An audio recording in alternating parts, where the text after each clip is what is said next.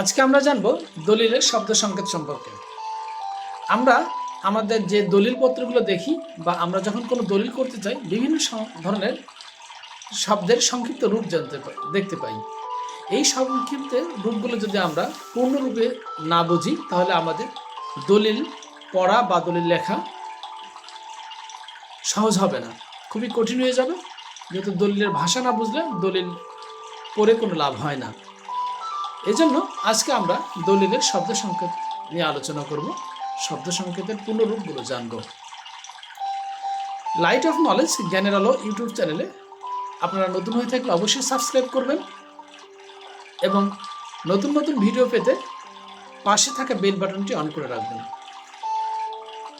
আমার চ্যানেল বা ভিডিও সম্পর্কে কোনো মতামত থাকলে অবশ্যই কমেন্টস করে জানাবেন, চ্যানেলটি লাইক এবং শেয়ার করবেন। চলুন শুরু করি আজকের আলোচনা। দলিলের শব্দ সংকেতে আমরা প্রথমে যে অংশটা দেখি সেটা হচ্ছে পিং।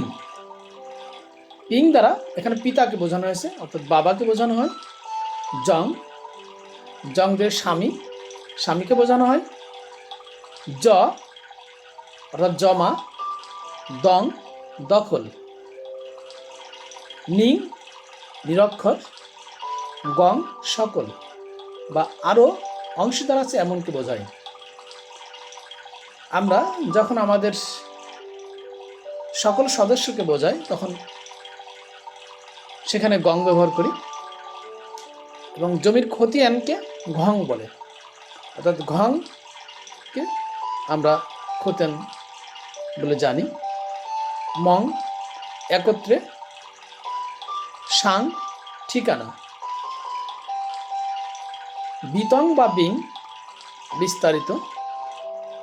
মং, মং শব্দের অর্থ মোকাম। হেবা, হেবা শব্দের অর্থ দান। কারো সম্পত্তি বা কারো জমি ওনাকে দান করলে সেটাকে হেবা বলে, বা দানে প্রাপ্ত হলেও হেবা প্রাপ্ত বোঝা যায়। মৌজা গ্রাম। নিম বা নিপসি অর্ধেক। তোক ভাগ, কিং কিস্তি। খারিজ, খারিজ দ্বারা বাতিল বোঝায়। আমরা এই শব্দের সাথে অনেকেই পরিচিত আছি, বিশেষ করে যারা মামলা মোকদ্দমায় করেন। খারিজ অর্থ বাতিল। লায়েক উপযুক্ত। এওয়াজ বিনিময়, একজনের সঙ্গে আরেকজনের জমির বিনিময় হলে সেটাকে এওয়াজ বলে।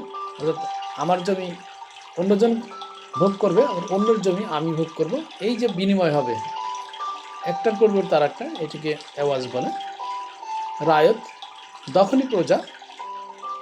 তসদিক সত্যায়ন। কিত্তা বা কাতে জমির অংশ। সোলেনামা আপোষ।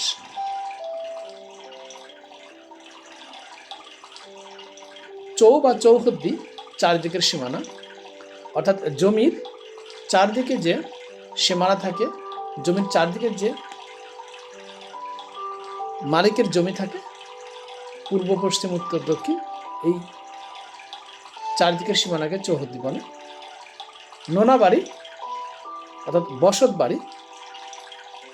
জোতদার জমির মালিক, জমির মালিক জোতদার।